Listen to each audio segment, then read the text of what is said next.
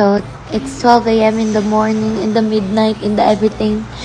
Nandito yung Ubo Fam ng Pansit Canton. Nandun sila sa kusina and ako nandito sa sofa nag-iintay ng blessing. Pero binigyan na nila ako ito. Pakita ko sa inyo. Yun! Pero kumakain ako ng cereal, tapos binigyan pa nila ako nito. Kasi magpo-food trip kaming Ubo Fam. Yes! Hintayin natin sila, pero susubo na akong konti kasi magutom na talaga ako. Uy, natag...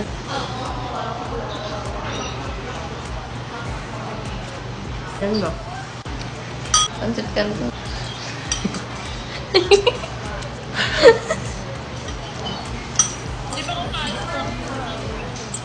Hindi mo na naman kami ginagawa. Di ba? Tamang kain lang si Bubu.